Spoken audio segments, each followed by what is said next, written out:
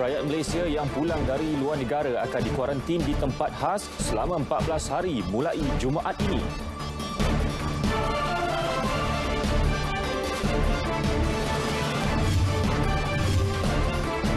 Pusat jualan barangan segar terkawal di 97 lokasi atasi kesesakan di pasar-pasar basah sepanjang Perintah Kawalan Pergerakan.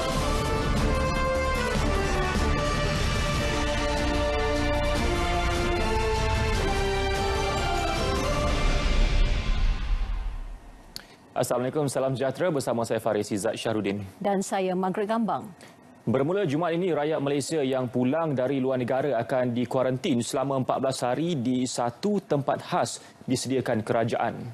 Menteri Kanan Keselamatan Datuk Seri Ismail Sabri Yaakob berkata mereka akan dibawa terus ke pusat kuarantin itu menggunakan bas khas sebaik tiba di lapangan terbang. Waktu berada di pusat kuarantin, mereka akan disaring oleh Kementerian Kesihatan untuk melihat status kesihatan mereka dan dalam masa yang sama juga SOP yang lain yang ditetapkan oleh MKN dan juga KKM. Datuk Seri Ismail Sabri bercakap pada sidang media selepas mesyuarat bersama Menteri Besar dan Ketua Menteri bagi menyelaras pelaksanaan Perintah Kawalan Pergerakan PKP di Putrajaya. Beliau turut menasihatkan orang ramai termasuk ahli keluarga supaya tidak datang ke lapangan terbang untuk menyambut ketibaan mereka. 100 bas ditaja sebuah kerajaan negeri bagi melancarkan proses berkenaan sedang dalam perbincangan. Pada masa sama, beliau turut menasihati rakyat Malaysia termasuk pelajar yang berada di luar negara supaya terus tinggal di kawasan masing-masing. Pusat jualan barangan segar terkawal di 97 lokasi seluruh negara akan dibuka bagi memudahkan orang ramai mendapatkan bekalan makanan terutama barangan basah sepanjang Perintah Kawalan Pergerakan PKP. Kebenaran yang diberi kerajaan kepada farma itu bagi mengurangkan kesesakan pembeli di pasar-pasar basah. Bagaimanapun, Datuk Seri Ismail Sabri menjelaskan prosedur operasi standard SOP ke semua pusat jualan tersebut akan dipastikan mematuhi panduan ditetapkan Majlis Keselamatan Negara MKN dan Kementerian Kesihatan KKM. SOP-nya adalah SOP yang ketat, iaitu penjarakan sosial akan ditetapkan, gerai-gerai yang berniaga akan dijarakkan supaya tidak timbul kesesakan dan sebagainya. Pintu masuk dan pintu keluar akan dikawal oleh pihak polis dan juga tentera. Jadi tujuan kita, walaupun kita benarkan rakyat kita berbelanja dengan pilihan yang lebih banyak di pasar-pasar basah, termasuk pasar tani, tetapi SOP yang ditentukan oleh kerajaan mesti dipatuhi. Lokasi pusat jualan barangan segar terkawal yang telah dikenal pasti merangkumi 10 pasar tani terpilih, 33 pasar tani kekal, 17 pusat operasi farma, 3 My Farm Outlet, 34 kompleks pertubuhan peladang kawasan serta kompleks jabatan dan agensi bersesuaian. Ia akan beroperasi 2 kali seminggu pada pukul 8.30 pagi hingga 4 petang. Pusat-pusat jualan berkenaan juga sekaligus membuka jalan kepada petani dan penternak yang terkesan akibat COVID-19 untuk memasarkan hasil masing-masing, terutama semasa PKP dikuat kuasa. 140 kes baru COVID-19 dilaporkan hari ini menjadikan jumlah kes positif dalam negara kini 2,766 kes. Terdapat pertambahan 6 kes kematian menjadikan jumlah keseluruhan kematian antara 26 hingga 31 Mac mencecah 43 kes. Sehingga kini seramai 94 kes positif COVID-19 sedang dirawat di unit rawatan rapi ICU. Daripada jumlah tersebut, 60 kes memerlukan bantuan pernafasan. Daripada maklumat terkini yang dilaporkan ke CPRC Kebangsaan, duka cita dimaklumkan bahawa sehingga kini terdapat pertambahan 6 kes kematian berkaitan dengan COVID-19.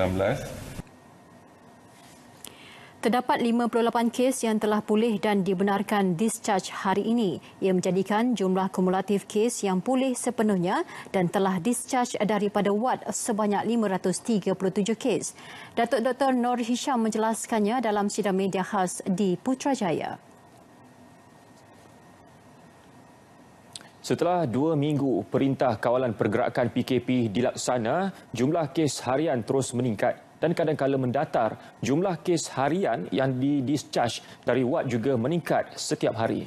Bagi Datuk Dr. Nur Hisham, data tersebut menunjukkan impak inisiatif Kementerian Kesihatan dan pelbagai agensi dalam tempoh sebulan ini. Tempoh 2 minggu seterusnya adalah mustahak kerana ia akan menentukan bentuk tindakan yang diambil kerajaan yang setakat ini memberi impak diharapkan.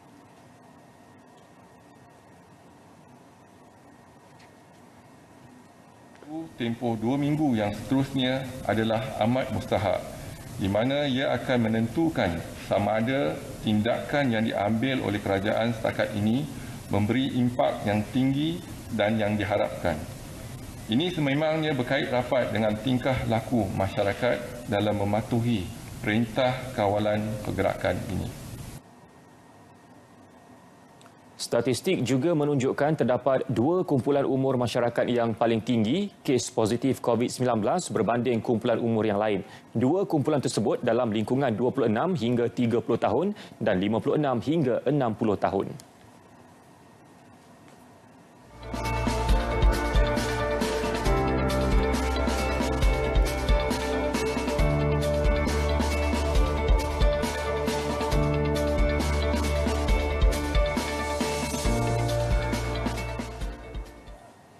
Pusat Kuarantin dan Rawatan COVID-19 berisiko rendah di Taman Expo Pertanian Malaysia Serdang MIPS kini di fasa akhir persiapan dalam mendepani sebarang kemungkinan penularan COVID-19 berlarutan. Pusat berkenaan diwujudkan bagi menempatkan pesakit COVID-19 sekiranya jumlah kes positif wabak melebihi 1,000 kes sehari. Ikuti laporan wartawan Mohan Chinasamy yang meninjau pusat berkenaan. Pusat Kuarantin dan Rawatan COVID-19 berisiko rendah diselaras Agensi Pengurusan Bencana Negara NADMA dengan kerjasama Kementerian Kesihatan, Angkatan Tentera Malaysia, Jabatan Bomba dan Penyelamat Malaysia, Angkatan Pertahanan Awam Malaysia, Jabatan Kebajikan Masyarakat dan Jabatan Kerja Raya. Pusat tersebut juga mampu menempatkan sehingga 600 penyakit COVID-19 berisiko rendah pada satu-satu masa. 2 buah dewan di MIPS ini telah pun dijadikan sebagai pusat kuarantin dan rawatan pesakit COVID-19 yang bergejala ataupun mempunyai risiko yang rendah. Jika kita lihat di dalam kawasan dewan ini, anda boleh lihat sendiri bagaimana peralatan-peralatan ataupun aset-aset telah pun disediakan, dan antaranya ialah seperti mana anda lihat di sini, katil, iaitu pakaian untuk mereka selepas mereka dimasukkan ke pusat ini, dan seterusnya sejadah untuk muslimin dan juga set untuk mandi dan juga set makanan. Ini merupakan antara peralatan yang telah pun disediakan di dalam dewan ini. Selain itu juga bahagian-bahagian barisan hadapan seperti petugas kecemasan dan juga kesihatan akan berada di sini selama 24 jam sekiranya pesakit diletakkan di bawah pemantauan. Antara perkhidmatan disediakan di pusat ini ialah perkhidmatan klinikal, wad pesakit, ruang menstabilkan pesakit dalam keadaan kecemasan, ambulans, farmasi, imbasan sinar X dan makmal patologi. Fasiliti lain turut meliputi katil, meja, kerusi, loker, televisyen, ruang santai, kemudahan Wi-Fi, komputer, surau, kamera litar tertutup CCTV, tandas, ruang mandi, bilik persalinan dan ruang istirahat. Bagi anggota yang bertugas, pusat ini turut menyediakan kaunter jururawat, bilik rawatan dan kecemasan, ruang rehat petugas, bilik persalinan dan ruang mandi, peralatan perlindungan peribadi, PPE serta ruang mesyuarat dan seminar.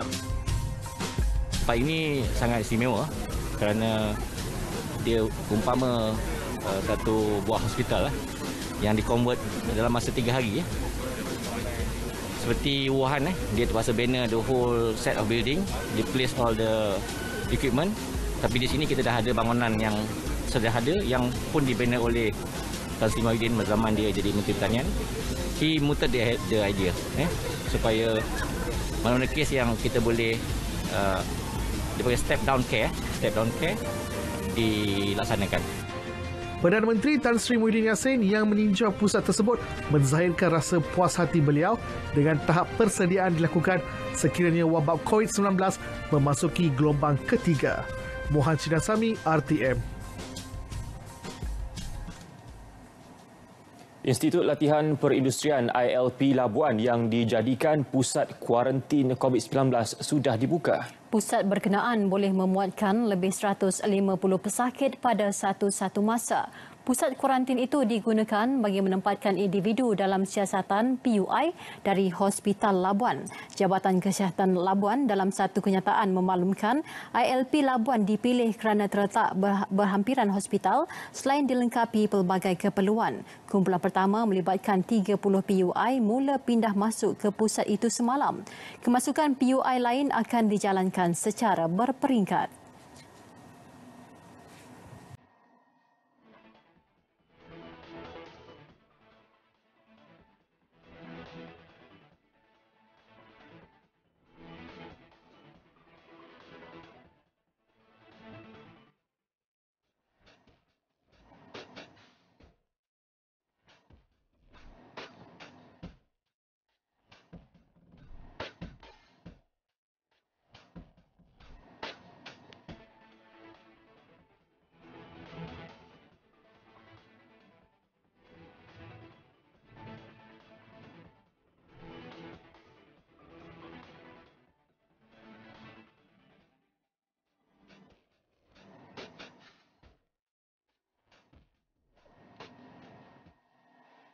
Yang di-Pertuan Agong Al-Sultan Abdullah Riayatuddin Al-Mustafa Billah Shah dan Raja Permaisuri Agong Tunku Hajah Azizah Aminah Maimunah Iskandariah berkenan supaya kerajaan tidak membayar emolumen diraja kepada Seri Paduka berdua.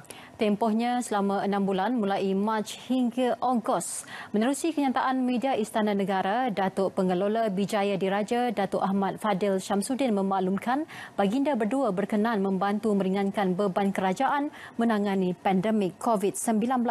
Ia juga dibuat sebagai tanda sokongan terhadap pemotongan 2 bulan gaji jemaah menteri.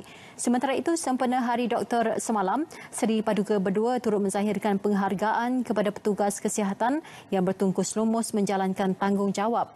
Yang di-Pertuan Agong juga menzahirkan harapan agar rakyat terus berdoa supaya pandemik itu berakhir segera. Masih terlalu awal untuk memutuskan sama ada Bazar Ramadan di wilayah Persekutuan tahun ini diteruskan ataupun ditiadakan. Ya, sambil memantau keadaan semasa, perbincangan dengan pihak berkaitan dilakukan bagi merangka pelan baharu pengurusan bazar. Ya, rancangan itu nanti akan meneliti mekanisme bertujuan mengelak orang ramai bersesak di gerai jualan. Menurut Menteri Wilayah Persekutuan Tan Sri Anwar Musa, pihaknya tidak akan tergesa-gesa membatalkan penganjuran bazar. Sebaliknya, beliau mahu prosedur operasi standard SOP ditambah baik.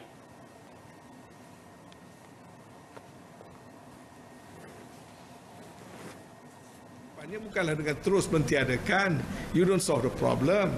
Problem sebenarnya apa? Bukan bazar Ramadan, tapi the way we organize bazar Ramadan. Too crowded, tak ada crowd control. Satu tempat letak jumlah yang berasal-asal. Maka kita cuba tunekan fikiran kita, yes, the needs will be met. New guideline, new SOP can always be introduced. Maka barangkali bazar Ramadan mulai tahun ini, kalau satu-satu tempat, kalau dulu ada 50, barangkali 10 saja. Dijarakkan jauh-jauh. Mungkin we have more places. Kerana tak boleh letak satu tempat tu banyak, kita letak di press ini sikit, di press ini sikit, dan kita boleh atur specialization. Okey, untuk kuih-muih berbuka puasanya di sini, untuk barang-barang lainnya di sini. Ini semua boleh kita organize. Keputusan yang diambil akan mengambil kira segala aspek termasuk status pandemik COVID-19 dan keperluan masyarakat. Tan Sri Anwar menyatakan perkara itu ketika meninjau operasi bersepadu sanitasi awam COVID-19 di Putrajaya. Dan setakat ini hanya Terengganu dan Negeri Sembilan yang mengumumkan untuk membatalkan Bazar Ramadan tahun ini. Kelantan pula akan memuktamadkan keputusan setelah mengambil kira keadaan nanti. Bagi negeri-negeri lain, penetapan sama ada ingin meneruskan Bazar Ramadan atau sebaliknya belum diputuskan. 27 Mac lalu Kerajaan Negeri Sembilan memutuskan tiada penganjuran Bazar Ramadan tahun ini. Menurut Menteri Besar Datuk Seri Aminuddin Harun, keputusan itu bagi menjamin kesihatan rakyat susulan wabak COVID-19. Bagaimanapun, peniaga masih boleh menjalankan aktiviti perniagaan mereka dari rumah dengan menggunakan konsep bayaran ketika penghantaran COD.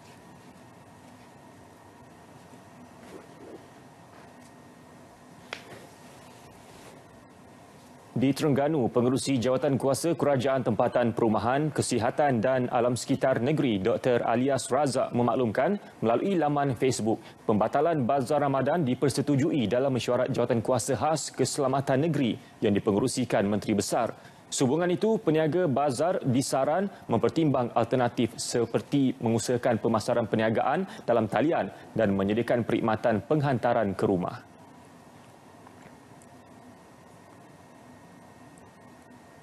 Perkembangan itu sekaligus menafikan satu ciapan di laman Twitter yang kononnya mendakwa Bazar Ramadan di seluruh negara dibatalkan tahun ini. RTM telah menafikan berita palsu tersebut sejak semalam yang didakwa bersumberkan organisasi berita ini. 4,374 orang rakyat Malaysia dilaporkan masih terkandas di 56 buah negara berikutan pembatalan penerbangan akibat penularan COVID-19. Ya, Timbalan Menteri Luar Negeri Datuk Kamaruddin Jaafar berkata paling ramai di India 2,156 orang. Lain-lain negara yang turut merekodkan jumlah rakyat Malaysia terkandas yang agak tinggi ialah Indonesia 680 orang, Australia 226 orang, New Zealand 153 orang, Thailand 337 orang, Arab Saudi 121 orang, Pakistan 128 orang, Filipina 54 orang, Sri Lanka 50 orang dan Emirat Arab Bersatu 43 orang. Sehingga hari ini seramai 3,201 orang rakyat Malaysia yang terkandas di luar negara telah berjaya dibawa pulang. Terbaru, seramai 144 rakyat Malaysia tiba dari Myanmar menerusi pesawat khas Malaysia Airlines pada 3.50 minit petang. Usaha membawa pulang rakyat Malaysia yang terkandas dibiaya sepenuhnya oleh kerajaan dengan sumbangan parti politik dan swasta. Sementara itu, bagi negara yang tidak menyarankan pelajar asing pulang ke negara masing-masing, Kementerian Luar menerusi perwakilan pelajar dan agensi terlibat sentiasa mendapatkan perkembangan terkini pelajar Malaysia dan memberi perhatian sewajarnya.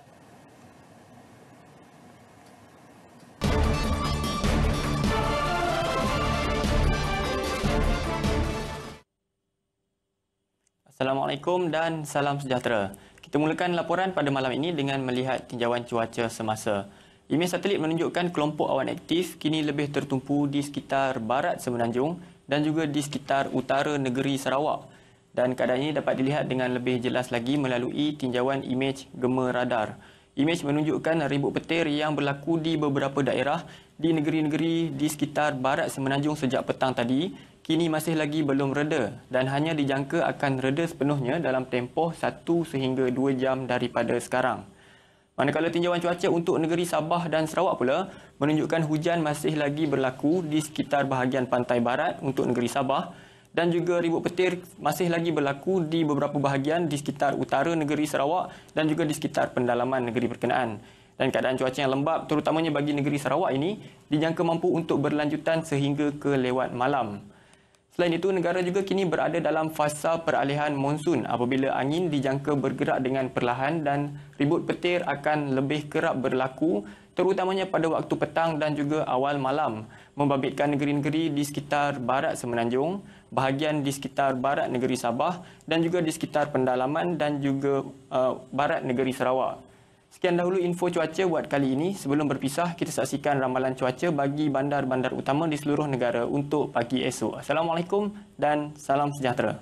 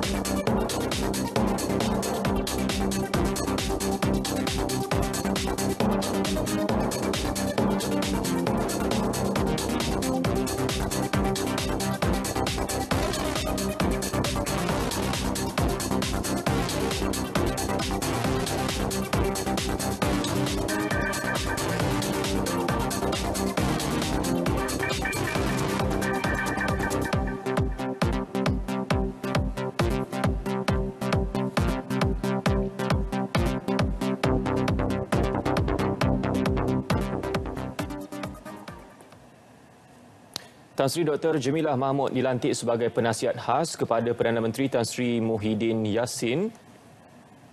Mengenai kesihatan awam, beliau bertanggungjawab menasihati Perdana Menteri mengenai dasar dan inisiatif berkaitan bidang kesihatan. Menurut kenyataan media, pejabat Perdana Menteri, pelantikan beliau adalah berdasarkan pengalaman luas dalam bidang perubatan dan terlibat secara langsung dalam kerja-kerja kemanusiaan di peringkat nasional dan antarabangsa. Tan Sri Dr. Jamilah sebelum ini merupakan Presiden Persatuan Bantuan Perubatan Malaysia, Mercy Malaysia, dan Setiausaha Bahagian Persekutuan Antarabangsa Palang Merah dan Bulan Sabit Merah. Pada 2019, beliau dipilih sebagai pemenang ASEAN Prize 2019 yang mengiktiraf pencapaian individu atau organisasi dalam memupuk identiti dan semangat serantau ke arah pembangunan komuniti ASEAN menjelang 2025. Beliau merupakan pemegang ijazah sarjana muda perubatan dan sarjana dalam bidang obstetrik dan ginekologi dari Universiti Kebangsaan Malaysia UKM.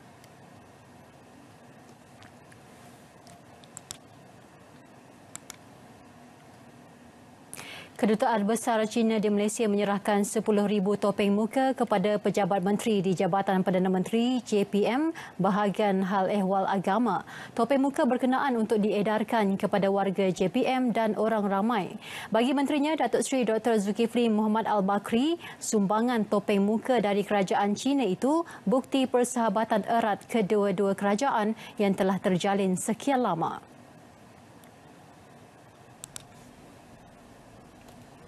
Beliau sebagai satu keluarga besar dengan kita telah memberi bantuan yang bagi saya adalah tanda persahabatan yang sudah sekian lama terjalin, dijaga, dipupuk sebagai satu keluarga besar, sebagai hubungan sesama manusia yang dipertingkatkan dari semasa ke semasa. Justru sekali lagi kami bagi pihak kerajaan Malaysia mengucapkan terima kasih banyak-banyak kepada BIKN atas kesudian untuk memberi bantuan kepada kami. Bagi Duta Besar China di Malaysia, Bai Tian, pemberian topeng muka itu tanda terima kasih kepada Malaysia yang telah membantu China dengan ketika negara itu berdepan saat sukar. The situation in Malaysia is also very much worrisome. It saddens my heart to see the increase of cases daily by 100. And so it's time for us to stand together to fight against COVID-19. When China was fighting the COVID-19 in the last 2 months, when we had the toughest battles, we had the very valuable support and help from our Malaysia brothers and sisters. Sumbangan itu turut digunakan bagi menjayakan program Musaadah COVID-19 yang diadakan sejak 19 Mac lalu. Mengulas mengenai pencuci basmi kuman yang telah diruqyahkan, Datuk Seri Dr. Zulkifli berkata, ia satu perkara yang baik namun tidak boleh dikenakan harga tinggi. Tambah beliau, pencuci basmi kuman itu juga perlu memberi kebaikan kepada pengguna. Selain menegaskan ruqyah sebaik-baiknya ialah berdoa kepada Allah. RM168,000 diagih kepada masyarakat orang asli hasil kutipan tabung Musaadah COVID-19. Ia sebahagian daripada misi agihan sumbangan yang mula dilakukan semalam. Jelas Menteri di Jabatan Perdana Menteri Hal Ehwal Agama, Senator Datuk Dr. Zulkifli Muhammad Al-Bakri, sumbangan pertama untuk komuniti orang asli itu diagih ke 42 lokasi sekitar Pahang dan Perak. Ia diselaras penggerak masyarakat orang asli dan JAKIM dengan kerjasama Majlis dan Jabatan Agama Islam Negeri. Kita serlahkan apa yang kita boleh bantu, dan saya baca satu hadis Nabi sallallahu alaihi wasallam, wallahu fi aunil abdi ma damal abdu fi auni akhi, dan Allah Subhanahu wa taala bersama dengan hamba-Nya, memberi pertolongan kepada hamba-Nya tak kala hamba menolong saudara-saudaranya. Kita tolong orang asli, kita tolong saudara-saudara kita, kita tak kira siapa yang memerlukan, insya-Allah bantuan kita bagi sekadar semampu yang kita buat, insya-Allah. Setakat ini, tabung musaadah COVID-19 JAKIM berjaya mengumpul 1.5 juta ringgit. Datuk Dr. Zulkifli memaklumkan perkara itu selepas melepaskan kumpulan misi bantuan tabung berkenaan di Putrajaya. Kementerian Wanita dan Keluarga pula menyediakan peruntukan 22.2 juta ringgit sebagai bantuan kepada rakyat yang terkesan dengan penguatkuasaan PKP. Bagi tujuan itu, Jabatan Kebajikan Masyarakat JKM bertindak sebagai pusat utama penyaluran kit barangan keperluan asas kepada golongan yang memerlukan di setiap negeri. Menurut Timbalan Menteri Datuk Siti Zailah Muhammad Yusof, setiap kawasan parlimen akan menerima 1,000 kit barangan yang bernilai RM100 setiap satu. Bantuan berkenaan disalur terus kepada setiap penerima menerusi pengkalan data JKM yang sentiasa dikemas kini agar setiap bantuan sampai kepada golongan yang benar-benar memerlukan. Dengan kerjasama orang ramai dan kerjasama daripada semua pihak, saya yakin insya-Allah kita dapat memberi bantuan yang sebaik mungkin kepada golongan yang terkesan terutamanya, dan insya-Allah kita harapkan ini dapat meringankan beban sebagaimana yang telah disebutkan dinyatakan oleh Yang Amat Berhormat Perdana Menteri kita, insya-Allah. Peruntukan RM50 juta diluluskan Sarawak bagi pelaksanaan Skim Kredit Mikro Sarawak SKMS untuk meringankan beban dan memudahkan usahawan di negeri itu yang terkesan dengan PKP. Menurut Timbalan Ketua Menteri Dato' Awang Tengah Ali Hassan, RM20 juta daripada peruntukan berkenaan ialah peruntukan tambahan untuk skim berkenaan yang diumumkan melalui pakej bantuan khas Sarawak Ku Sayang. SKMS membantu 62,000 usahawan kecil dan sederhana menerusi skim pinjaman mudah untuk kumpulan B40, mikro dan usahawan kecil yang mempunyai akses terhad terhadap sumber modal tradisional. SKMS 1 menyediakan pinjaman atau pembiayaan serendah RM1,000 hingga RM10,000 tanpa kadar faedah atau kadar keuntungan kepada usahawan B40. Manakala SKMS 2 untuk pinjaman atau pembiayaan RM5,000 hingga RM50,000 dengan kadar faedah atau kadar keuntungan 4% berdasarkan baki bulanan berkurangan kepada usahawan mikro dan kecil. Permohonan boleh dilakukan mulai esok secara dalam talian di laman sesawang Kementerian Perdagangan Antarabangsa dan Industri, Terminal Perindustrian dan Pembangunan Usahawan dan Perbadanan Pembangunan Ekonomi Sarawak dan Agrobank. Dalam menghadapi wabak COVID-19, ramai pihak tampil menghulurkan pelbagai bantuan khususnya kepada komuniti B40 di beberapa lokasi. Prihatin terhadap golongan yang memerlukan, Ketua Sri Kandi Bersatu Bahagian Wangsa Maju, Datin Sri Linda Hamid tampil menghulurkan sumbangan berbentuk barangan keperluan asas kepada penduduk sekitar Seksyen 2 Wangsa Maju. Datin Sri Linda yang juga Presiden Persatuan Kebajikan Usahawan Wanita KUA berkata ini merupakan tanggungjawab sosial pihaknya untuk membantu golongan yang memerlukan ketika pelaksanaan Perintah Kawalan Pergerakan PKP. Golongan sasar KUA adalah untuk bagi barang-barang dapur ataupun barang-barang keperluan dapur lah. Main dia adalah barang keperluan dapur. Di samping itu kami juga ada memberi mask serta sanitizer. Datin Sri Linda Hamid, Ketua Sri Kandi Bersatu Bahagian Wangsa Maju turut hadir memberi sumbangan ialah bekas Ketua Setiausaha Negara KSN Tan Sri Ismail Bakar. NGO boleh memainkan peranan dalam membantu masyarakat, terutamanya golongan B40 yang kita boleh katakan terperangkap dalam PKP ini.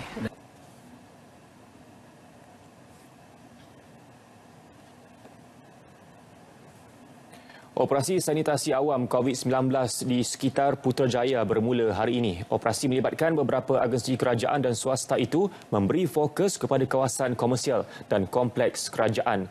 Wartawan Muhammad Ashraf Ishak yang mengikuti operasi tersebut ada butirannya.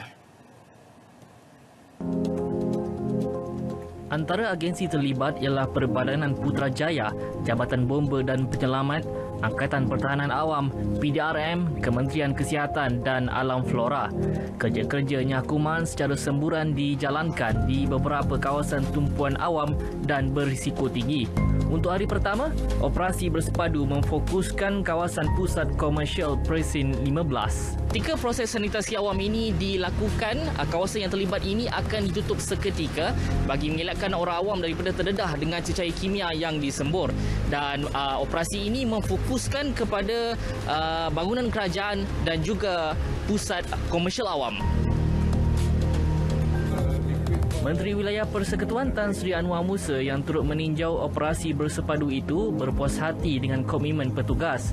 Beliau berharap usaha meningkatkan tahap keselamatan dan kesihatan awam dapat terus dipertingkat dan tidak ditekankan hanya ketika berlaku penularan wabak. Jadi saya harap agensi juga buat SOP-SOP baru dengan mengambil kira aspek kesihatan dan keselamatan. Kita punya jabatan-jabatan kesihatan juga membantu dengan memberikan garis-garis panduan baru supaya pasca krisis COVID ini kita dapat turut memperbaiki kita punya way of life, how we handle cleanliness, how we handle public health issues, dan how do we handle maintaining public utilities, public facilities misalnya. Jadi ini boleh kita lakukan, ya. Operasi bersepadu di Putrajaya itu dijadual berlangsung sehingga Jumaat ini. Muhammad Ashraf Ishak, RTM.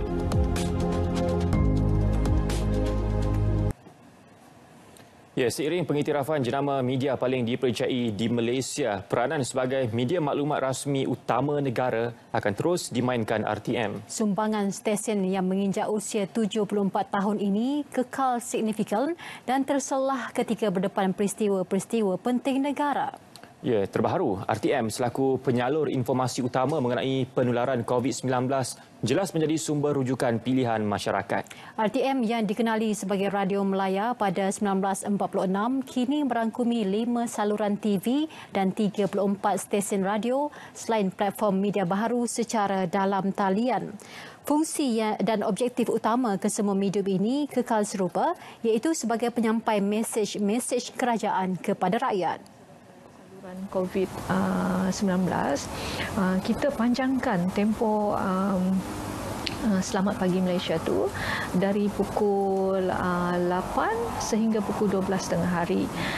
Di mana dalam segmen Selamat Pagi Malaysia tu juga kita beri fokus utama. Satu segmen tu kita beri fokus utama untuk memaklumkan kepada masyarakat apakah berita-berita palsu yang telah tular pada hari sebelumnya. Jelas sekali kepelbagaian segmen berinformatif menerusi setiap saluran RTM menjanjikan laporan yang tepat dan sahih. Apabila kita mendapat pengiktirafan daripada Reuters bahawa saluran RTM merupakan jenama media yang paling dipercayai di Malaysia, dia bukanlah sesuatu yang mengejutkan bagi kita di RTM sebab memang telah sebati dalam sanubari warga RTM untuk menyampaikan hanya maklumat-maklumat yang sahih saja kepada masyarakat. Selaku Ketua Pengarah Penyiaran, Nur Yahati Awang berharap kepercayaan masyarakat yang terus diberi kepada RTM dapat dijustifikasi seluruh warga RTM melalui komitmen tugas yang tinggi. Komitmen yang diberikan dan insya-Allah kita akan maju bersama untuk menjadi yang lebih baik lagi pada masa-masa akan datang.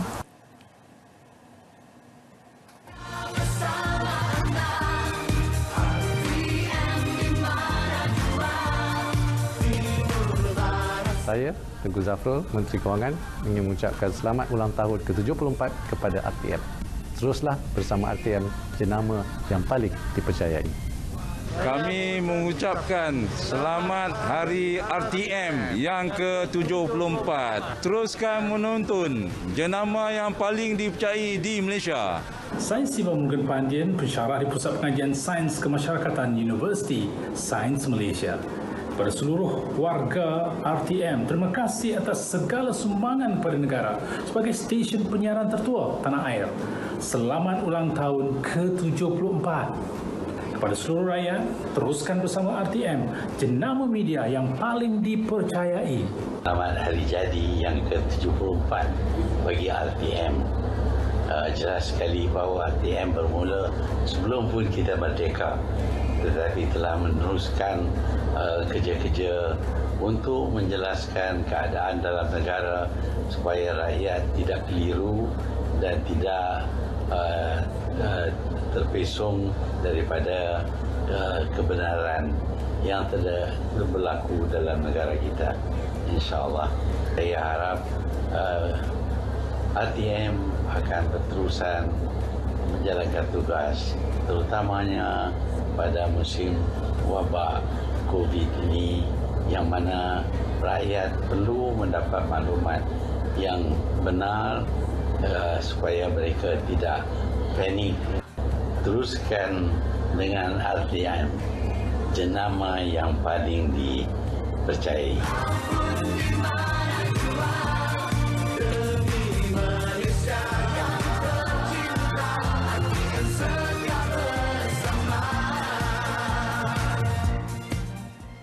Baik, seterusnya untuk perkembangan sukan kita bersama dengan Fazli. Silakan.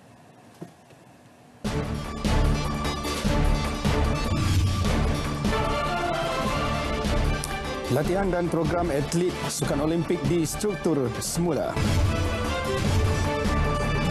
Jackie Wong sah negatif COVID-19.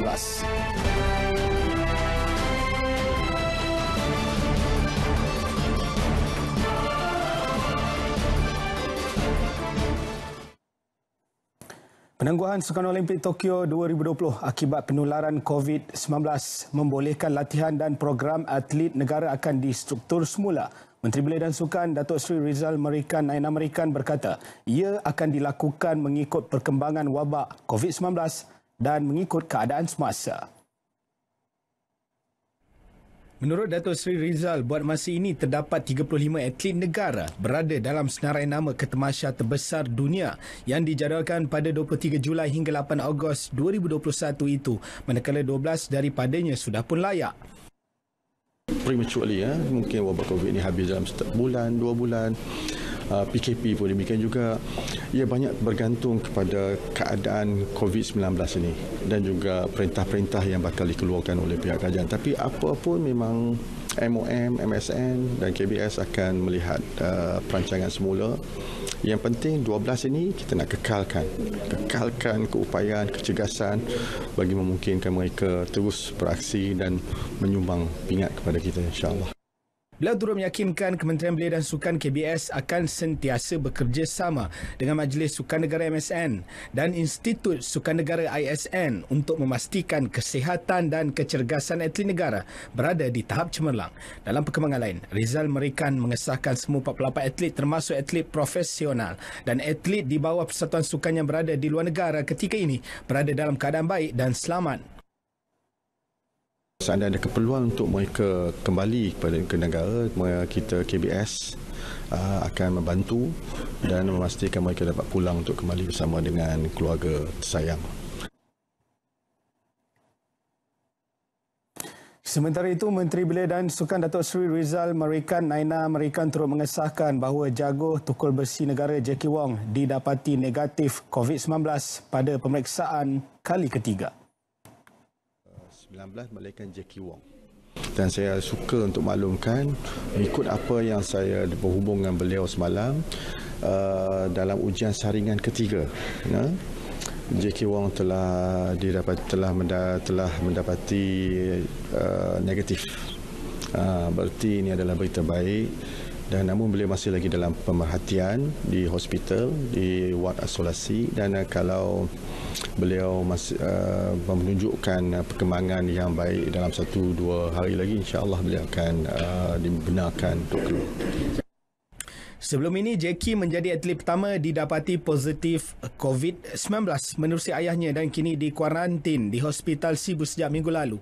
Beliau ditemui selepas menjadi tetamu selamat pagi Malaysia di Angkasa Puri RTM. Dalam perkembangan lain, Majlis Olimpik Malaysia MOM menyambut baik keputusan Jawatankuasa Penganjur Sukan Olimpik Tokyo 2020 menunda penganjuran tamasya sukan antarabangsa itu ke tahun hadapan.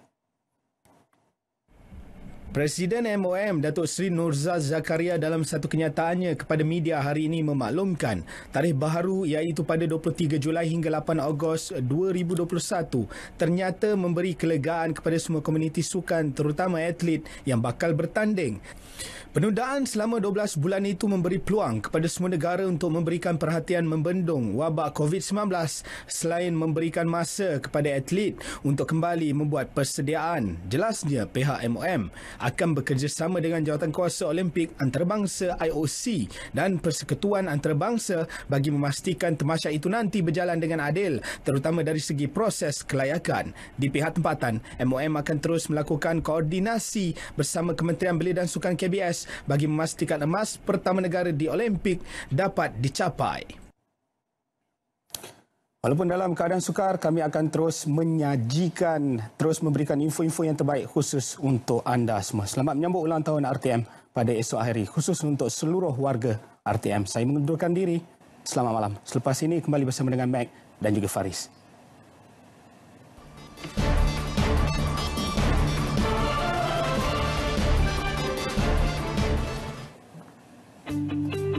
Kerajaan Jerman mengubah suai pesawat tentera mereka menjadi wad ICU bergerak untuk membantu Itali dan Perancis merawat pesakit COVID-19.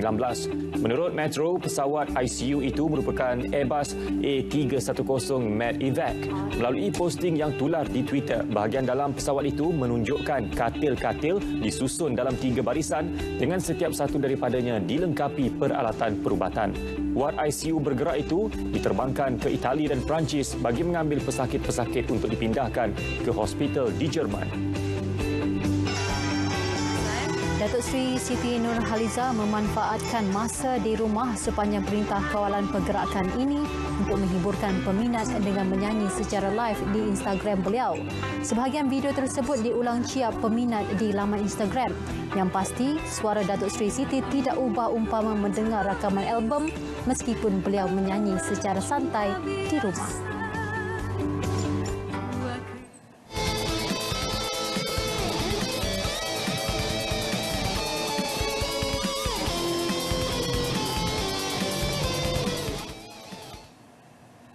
Semua penggiat seni tanah air perlu bersatu hati dalam membendung penularan COVID-19 termasuk kekal serius mematuhi segala perintah kawalan pergerakan PKP.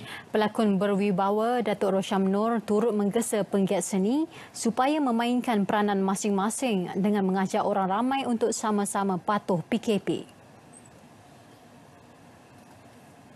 Dalam hari ini bukan kita nak bincang pasal kontroversi, tetapi kita nak bincang apakah hala tuju kehidupan kita, apakah hala tuju ekonomi negara kita, apakah hala tuju kerajaan kita untuk melihat Malaysia diambang ekonomi yang terbaik. Itu yang paling penting dan saya rasa pihak kerajaan memerlukan setiap individu dalam negara kita, tak kira dari sektor apa pun, pekerjaan apa pun, dan kita harus menganggap kita ni orang-orang biasa ni adalah prajurit-prajurit di peringkat masing-masing untuk bersama-sama memerangi wabak COVID dan juga memerangi bagaimana untuk menangani isu ekonomi kita di masa akan datang kerana sudah pasti ekonomi kita akan terjejas dan saya secara peribadi beranggapan bahawa ianya akan terjejas teruk. Datuk Rosham menjadi tetamu bagi program Selamat Pagi Malaysia di Angkasa Puri. Mengulas mengenai isu artis mohon dana khas daripada kerajaan, beliau berharap ia dihentikan. Ini kerana dalam keadaan sekarang, tumpuan perlu diberikan kepada isu-isu yang lebih penting dan bukannya kontroversi industri hiburan. Baik, paparan itu mengakhiri berita perdana edisi Selasa 31 Mac 2020. Selaras Perintah Kawalan Pergerakan, duduk di rumah, jangan keluar. Ya, jaga diri dan keluarga serta sentiasa gunakan cecair pencuci tangan untuk kebersihan. Terus setia bersama saluran berita dan RTM, jenama diiktiraf paling dipercayai. Ya, dengan itu Assalamualaikum. Salam sejahtera.